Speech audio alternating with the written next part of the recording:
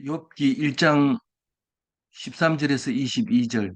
하루는 욥의 자녀들이 그 맏아들의 집에서 음식을 먹으며 포도주를 마실 때에 에, 욥기가 어제 첫 시간이었고 오늘 두 번째 시간인데 욥기는 역사서도 아니고 시편 같기도 하면서 이야기 거리기도 하고 또 어, 그런 글이기 때문에 마치 또 잠언서 비슷하기도 하고 그래서 이것을 읽기가 쉽지 않은데 반대로 얘기하면 아주 마음 놓고 읽을 수 있는 게 욥기입니다. 맨 처음하고 맨 끝에는 이야기로 하는 것 같지만 가운데 그 두꺼운 욥기가 가운데는 어, 시편처럼 그냥 이렇게 써놨어요. 그래서 어, 이렇게 앞뒤가 연결되는 이야기를 하는 게 아니고 뭐 자기가 생각나는 대로 이렇게 막 얘기를 해놨기 때문에 하나하나가 의미가 있을 때도 있지만 또 가끔 가다가는 앞뒤로 논리를 따져서 적어 놓기도 했습니다. 그래서 제일 처음에 어제는 무슨 얘기를 하냐면 하나님을 경외하, 하나님을 경외하고 하나님을 어, 떠나지 않는 자, 그 사람이 이 욥인데 마치 예수님 같은 분이 욥이에요. 그래 욥은 누구냐 이러면은 예수님 닮은 이겁니다. 뭐 욥이 아브라함 시대의 사람이라고 뭐 얘기하는 학자들도 있는데 그때 오래된 사람이 이 예수님의 모습을 가지고 있는 것을 볼 수 있는데 나중에는 결국은 욥과 같은 사람을 세상에 보내줬는데 그게 예수님이었던 거죠. 그래서 오늘 욥을 이렇게 생각하면서 아, 하나님의 아들은 욥과 같아야 되는구나 하는 것을 말하고 있습니다. 그래서 어제 이, 그 하나님이 이 멀쩡히 이 천상에서 하늘에서 잔 천사들과 사탄들이 모여 있는 데서 얘기를 했는데 사탄이 그냥 아니고 이 욥이 하나 하나님을 경외하고 하나님에서 안 떠난 사람이다라고 얘기하니까 그 사람이 뭐 재산도 많이 주고 좋은 자식도 많이 주고 이러니까 하나님을 안 떠나지 그걸 치면은 떠날 겁니다. 이렇게 하는데 그게 공연히 이 이유도 없이 이 까닭 없이 이렇게 자꾸 이렇게 하나님 앞에 고발을 합니다. 근거도 없고 그 사람은 하나님 잘 믿지만은 잘 사니까 그렇게 할 수 있어요. 이런데 하나님은 그게 아니고 요번 그것 때문에 하나님 잘 믿는 게 아니다. 그 사람은 세상에 없는 그런 사람이다. 라고 얘기를 할 때 사탄이 한번 쳐보세요. 재산 다 뺏어 보세요. 하나님 원망할 겁니다. 이런데 이제 오늘 사탄 보고 네가 그래 해라. 그러나 몸에는 손대지 마라. 그래가지고 오늘 몸에는 손 안 대지만 자식들과 재산을 전부 빼앗아 갑니다. 그랬을 때 어떻게 했느냐? 그거를 오늘 얘기하고 있는 거죠. 결국은 사탄이 이겼을까요? 졌을까요? 당연히 지죠. 사탄은 까닭 없이 고발해가지고 참소해가지고 아무 소득 없이 끝나는 게 사탄입니다. 그래서 사탄은 겁낼 필요가 없어요. 사탄은 반드시 집니다. 왜냐하면 우리가 하나님만 의지하면은 사탄은 겁낼 거 없어요. 그런데 사탄은 원래 뭐라고 그랬어요? 천사가 타락한 것이 사탄이라고 그랬어요. 그래서 하나님 나라에 있는 하나님 아들도 있지만 사탄도 반드시 있는데 사탄이 그럼 없애면 안 됩니까? 사탄이 없애면 하나님 아들이 나타나질 않아요. 아, 좋은 사람만 있으면 그건 좋은 사람이 아니죠. 나쁜 사람이 있으니까 좋은 사람이라는 게 있는 거죠. 그래서 사탄은 우리에게 꼭 필요합니다. 그래서 사탄은 어떤 거냐? 이러니까 모든 원수가 다 사탄이에요. 제일 우리가 많이 닥치는 것이 질병, 이 병마라고 그러죠. 병마. 그게 사탄입니다. 사실 그것 때문에 우리를 죽일 수 없어요. 마치 죽일 수 있는 것처럼 보이지만 우리가 죽는 죽음은 누구나 오게 되어 있는 하나님께서 주신 거기 때문에 병 때문에 죽는 게 아닙니다. 죽으면 다 병 들어 죽는 것처럼, 물론 교통사고 나서 죽는 수도 있지만, 뭐 그렇게 병 들어 죽는 그런 거를 음, 정상적으로 얘기하고 있는 거. 그게 무슨 죄를 지었다든가 사탄이 이, 음, 죄를 지었다든가 이런 것 때문에 죽는 게 아니거든요. 그러니까 그러면 왜 내가 죄를 졌나? 왜 이렇게 아프지? 이렇게 얘기할 때 사탄이 그런 생각이 들도록 만들어 주는 거죠. 그래서 사탄의 역할이 뭔지 여기에서 확실히 알아야 되고, 우리는 사탄이 힘이 있느냐 없느냐 그거를 알아야 되는데 사탄은 절대로 이길 수가 없습니다. 하나님 아들만 빛이고 사탄은 어둠이기 때문에 집니다. 그래서 예수님이 오셔서 모든 원수를 다 이기고 마지막 원수인 죽음까지도 이기고 그리고 이 나라를 하나님께 바친다. 그런 얘기를 하실 때 우리는 걱정도 없고 근심도 없고 하나님께 영광 돌릴 일만 생긴다. 그 얘기를 여기에서 하고 있습니다. 그래서 하루는 이런데 13절에 하루는 이런데 이게 마치 옛날 얘기처럼 옛날에 간날에 이러면서 옛날 얘기를 할 때 하루는 이 성경은 그렇게 얘기해요. 또 옛날에 간날에 욥의 자녀들이 그 맏아들 집에서 음식을 먹으며 포도주를 마실 때 어제 공부한 사람은 압니다. 아들이 몇 명 있었어요? 7명. 딸이 몇 명 있었어요? 3명 있었어요. 10명의 자녀들이 있었어요. 이- 옛날에는 뭐 10명이면 자식이 많은 거죠. 많은 거죠. 요즘은 4명이면 많은 거고, 2명이면 맞는 거고, 1명이면 적당한 거고, 없어도 괜찮고, 뭐 이런 시대에 살고 있지만, 이게, 그게 옛날에는 그것을 축복이라고 생각을 한 거죠.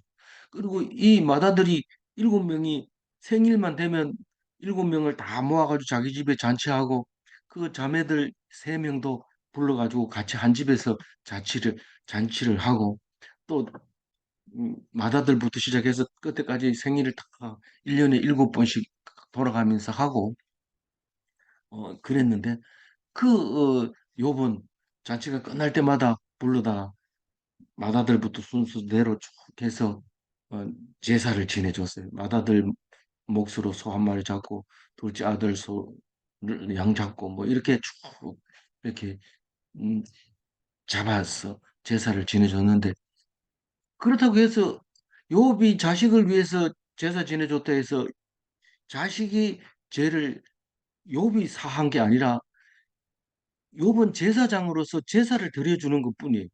이 제사장은 제사 드리는 사람보다 훨씬 죄가 없어야 돼요.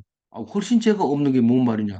그런 말은 없어요. 없는데 제사장은 훨씬 제일 먼저 깨끗해야 남의 제사를 드려줄 수 있어요. 그러니까 자기는 다른 사람은 양을 가지고 제사 지낼 수 있다면 속죄할 수 있다면 제사장은 소를 잡아야 돼요. 그만큼 큰 하나님 앞에 바쳐야 되는데 그거를 성경에서는 얘기하지 않지만 자기가 먼저 드리고 그리고 자식들 몫으로 소를 잡고 양을 잡고 그렇게 했던 것을 어제 묵상을 했습니다. 제사장이 요번 제사장으로서 자식들의 죄를 어, 자식이 죄를 어, 용서를 빌면 제사를 드려주는 제사장 역할을 한 거죠. 그래서 오늘 13절 얘기는 어, 맏아들의 생일에 이거는 일상 중에 일어나는 일인데 좋은 날이죠. 욥의 자녀들이 맏아들 집에서 맏아들 생일이니까요. 거기서 맏아들 생일을 위해서 잔치를 하고 있는데 그 세 딸 여미마, 그시야, 게레나뿌 어, 아들 이름은 안 나와요. 딸 이름은 세 사람이 분명하게 나옵니다. 근데 이 딸들이 너무 이쁘다고 얘기를 하고 있어요.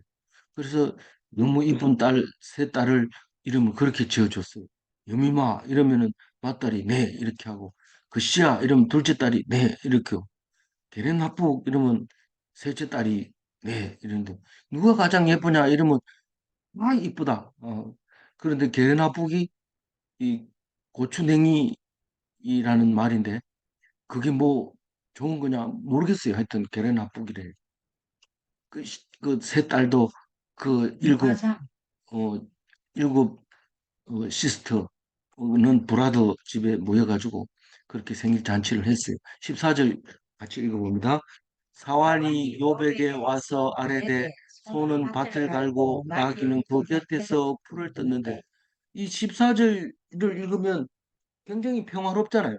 애들은 음, 자기들 집에서 형제들끼리 모여서 잔치를 벌이고 그 가장 어, 그 유전학적으로 DNA가 똑같은 게 형제밖에 없대요.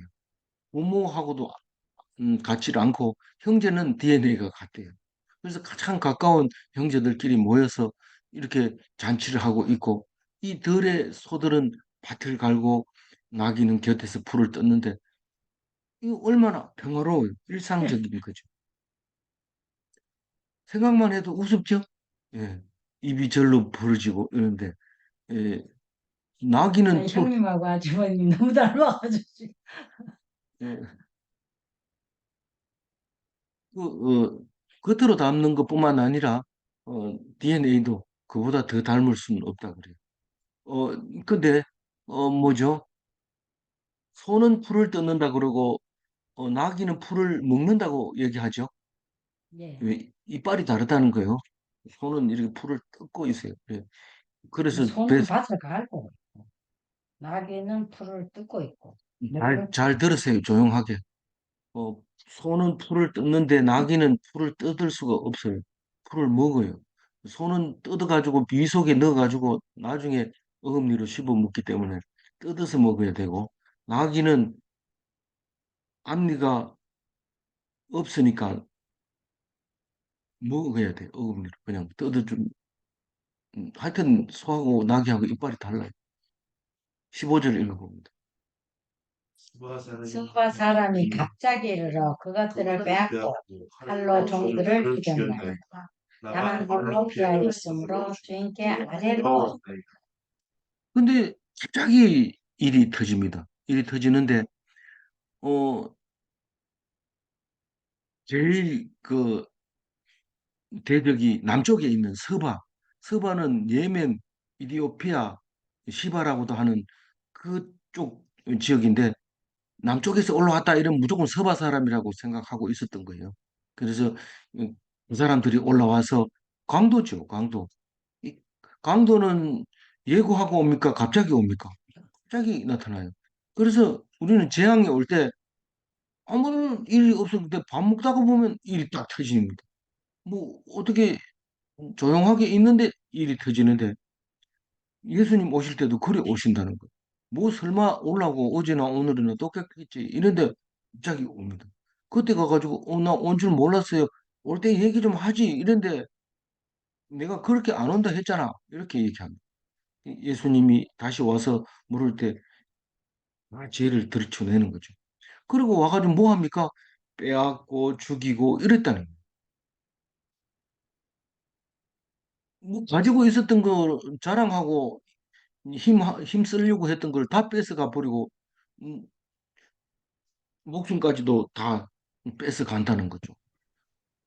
그래서 이 신고하는 사람 혼자만 살아남아 가지고 이제 욥에게 와 가지고 그렇게 이 사람들을 죽였습니다.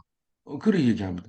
이게 잔칫날에 이게 무슨 소리야? 이러면서 정신이 희둥해서 이게 상황 파악이 잘 안 되고 있는데 16절 읽어봅니다.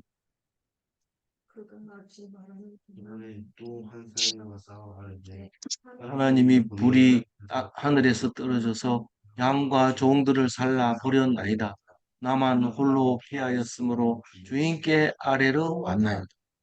일이 한 가지가 터지면은 그 한 가지 수습하면 우선 먹던 밥 다 먹고 일어나서 어떻게 된 건데 이렇게 물어봐야 되는데 이게 사람이 얘기하기도 전에 밥도 다 먹기 전에 와가지고 또 일이 터진 것을 얘기하는 거죠. 이거는 하늘에서 떨어졌다.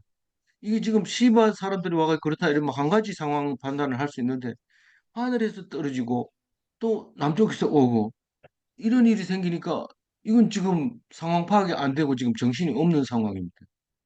하늘에서 뭐 불이 떨어집니까? 이게 여태까지 우리가 사는 동안에 하늘에서 불이 떨어진 거 한 번도 본 적이 없는데 물론 벼락 떨어진 건 봤죠. 하늘에서 떨어진 거 봤지만 대부분 그런 걸 안 하는데 이게 벼락 떨어지는 얘기인지 그건 모르겠어요. 모르지만 하여튼 불이 하늘에서 떨어졌다고요. 그래서 음, 날벼락, 불벼락 뭐 이런 말을 하죠. 하면 하늘에서 불이 떨어졌다 이런데 이게 알 수 없는 화재를 그렇게 말하기도 하고 화산이 폭발해서 또 불이 떨어졌을 수도 있는데 그런 거면 다른 얘기도 할 텐데 안 하고 이런 말을 하는 거 보면 어쨌든지 상황 파악이 안 되는 어떤 날벼락이 하늘에서 떨어진 걸 날벼락이라 하죠. 그렇게 일이 일어났다. 천재지변이 일어났다. 이거는 상황 파악할 필요도 없고 지금 큰일이 났다. 이런 뜻입니다. 그런데 17절 읽어봅니다. 그가 어제 말한 동안에 또 한 사람이 와서 말하되 갈대아 사람이 새 무리를 지어 갑자기 낙타에게 달려들어 그것을 빼앗으며 칼로 종들을 죽였나이다. 나만 높임으로 주님께 아뢰나이다. 그 지금 남쪽에서 치고 하늘에서 떨어지면 그럼 북쪽으로 도망가면 되겠다 싶은데 북쪽에서 지금 사람이 왔대요. 갈대아 사람들이 북쪽이에요. 그 유브라데 강 유역이 있는데 북쪽은 다 그쪽에서 왔다고 생각해요. 그런데 새 무리가 왔다는 거는 이거는 막을 수 없다는 거예요. 조직적으로 지금 강도짓을 하려고 왔다는 거예요. 낙타를 어떻게 했다고요? 낙타를 낙타를 빼앗았다, 탈취했다. 그 종들은요, 종들 다 죽이 자기 혼자 살아남아서 와서 이런 일이 생겼습니다. 그럼 지금 북쪽으로 또 도망 못 가고 남쪽에 막혀 있고 하늘에서 내리 떨어지고 그럼 뭐 어디로 가야 돼요? 옆으로 가는 수밖에 없는데 이 옆에도 막혀 있습니다. 18절 읽어봅니다. 그가 아직 말하는 동안에 또 한 사람이 와서 아르되 주인의 자녀들이 그들의 맏아들 집에서 음식을 먹으며 겉옷을 만지는데 그러니까 하늘에서 옆에서 남쪽에서 북쪽에서 꼼짝 못하고 당하는 거예요. 지금 뭐 사면 초가죠. 어, 뭐가 재난이 그렇게 불어닥친 겁니다. 아들들이 생일날에 잔치집에 바람이 불어가지고 광풍이 분 거죠. 그래서 그 장남의 집에서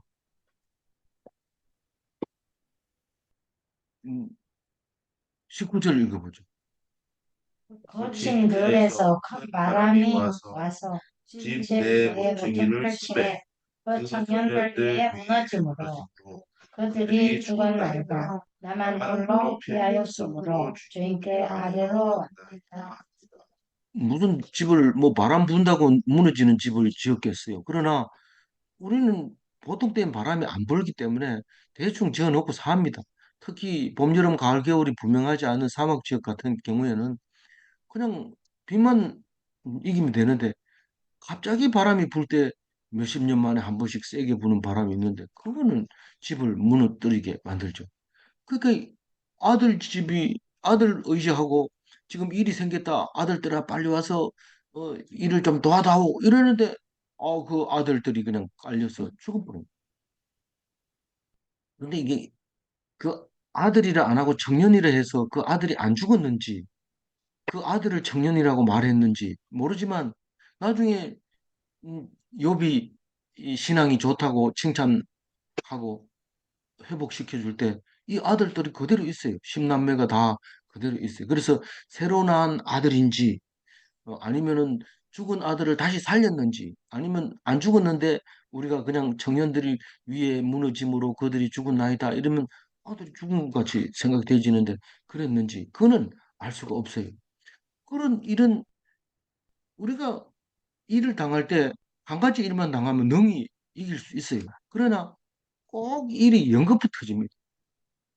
막 이 밖에서 일이 생겨가지고 집에 들어가지고 뭐 마누라하고 뭔 얘기 좀 해서 일을 해결하려고 그러는데 마누라가 아프다 하면서 들어놓고 버리고 또 무슨 문제를 가져와서 들어오면은 오히려 더 마누라가 난리 피우고 이러니까 이거 뭐 갈 게 없어요. 이럴 때는 어떻게 해야 돼요? 이럴 때는 어떻게 해야 돼요? 20절 읽어봅니다. 욥이 일어나 붓을 찢고 머리를 를 들고 밀고 땅에 엎드려 예배하고. 잘 알겠죠? 우리는 일 생기면 예배하는 일밖에 없어요. 뭐 용한 사람한테 가서 물어도 안 되고 또 정치하는 사람들한테 가서 부탁해도 안 되고 뭐 갈 데가 없어요. 빠져나갈 구멍이 없어요. 그럴 때는 예배하는 겁니다. 어떻게? 일어나서 이 그냥 앉아가지고 예배 드리는 게 아니고 어, 음, 제대로 일어나서 앉아서 예배 드릴 수가 없고 겉옷을 찢고 이게 원통하다는 말이에요. 옷을 찢는다는 건. 이 제일 먼저 성경에 나와 있는 옷 찢는 이야기는 이 요셉을 팔아버렸어요. 이 물 없는 구덩이에 넣어놨다가 장사꾼이 오니까 그걸 요셉을 팔아버리고 나니까 맏아들이 어디 갔다 오니까 동생들이 팔아버렸어요. 그래서 창세기 37장 29절에 르우벤이 돌아와 보니까 구덩이에 이르러 본즉 거기에 요셉이 없는지라 옷을 찢고 그때부터 옷을 찢기 시작하는데 뭐만 속만 상하면 옷을 찢어 겉옷을 찢고 그리고 머리털을 밀고 이 장례 장례 때는 머리털을 밀고 슬퍼하면서 애곡을 했던 것을 볼 수 있습니다. 우리는 그렇게 하지 않지만 우리는 오히려 상을 당하면 절대로 머리에 손을 칼을 안 대지만 여기 지역에는 이제 머리를 빡빡 밀어버리고 털을 밀었던 것을 볼 수 있습니다. 그리고 그리고 엎드립니다. 바닥에 엎드립니다.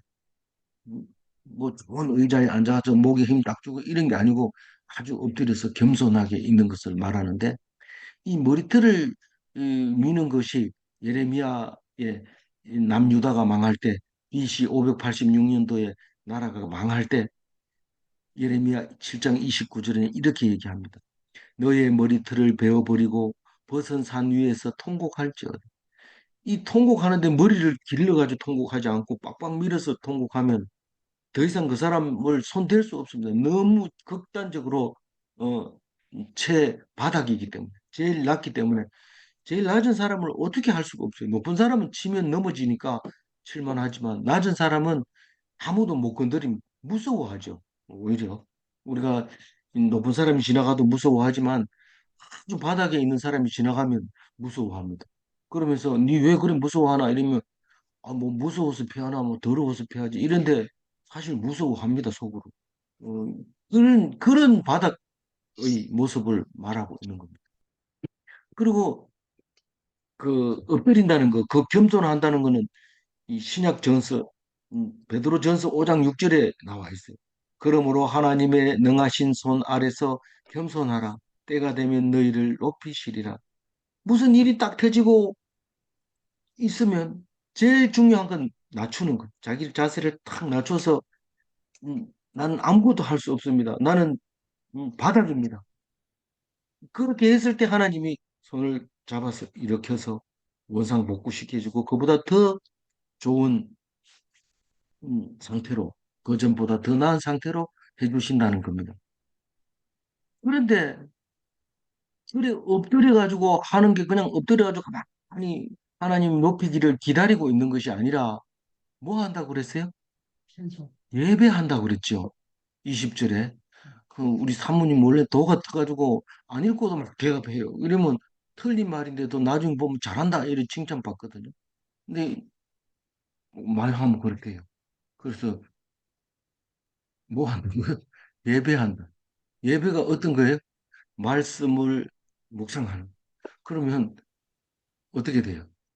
말씀을 묵상하면 기뻐하고 기도하게 되고 감사하게 되고 그게 경배고 찬송이 되는 거예요.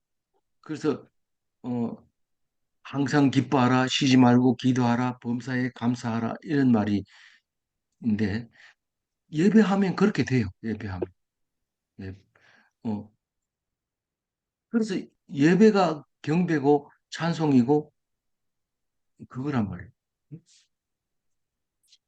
그, 근데 그게 말씀을 가지고 묵상할 때 그게 바로 21절에 21절 같이 한번 읽어볼게요. 이르되 내가 모태에서 알몸으로 나왔은즉 또한 알몸이 그리로 돌아가올지라. 주신 이도 여호와시요 거두신 이도 여호와시오니 여호와의 이름이 찬송 받으실 것이니라 하고, 어, 이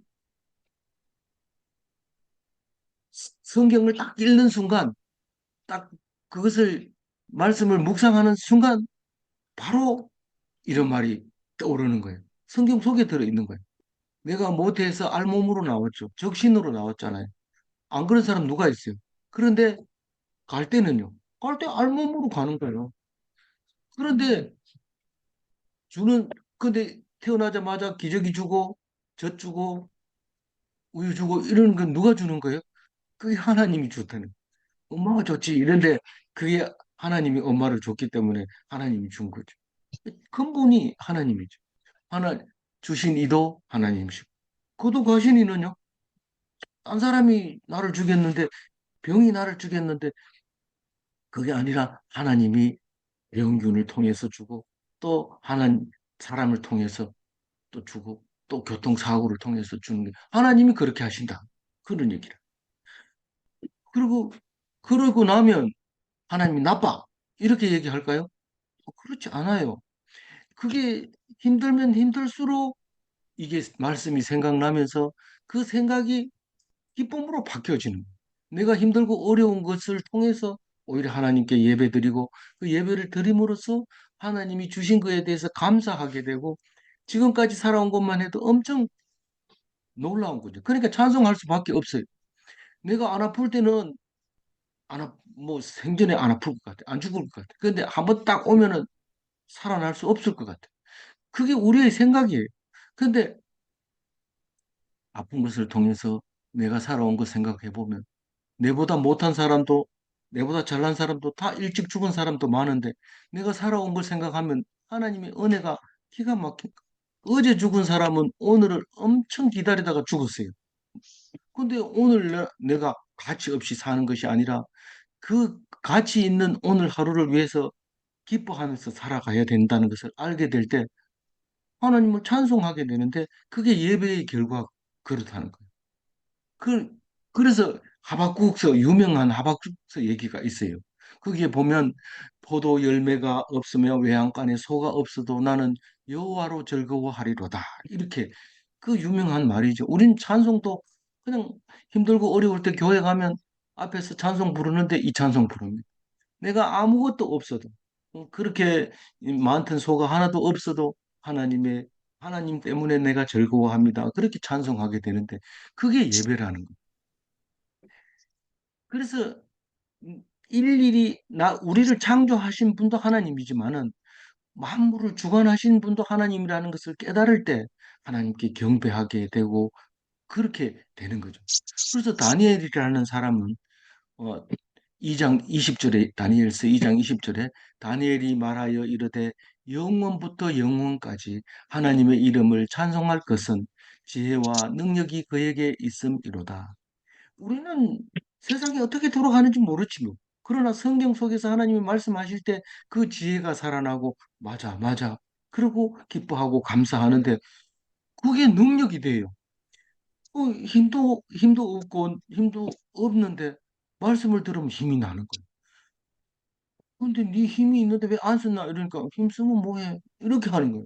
그게 말씀이 없으면 능력이 있는데도 능력이 안 나타나지만 생전에 힘이 없어가지고 못 쓰는 것인데 말씀을 딱 듣고 나면 벌떡 일어나가지고 움직이고 힘쓰고 이런데 그게 살아계신 하나님의 능력이 우리에게 임한다는 겁니다.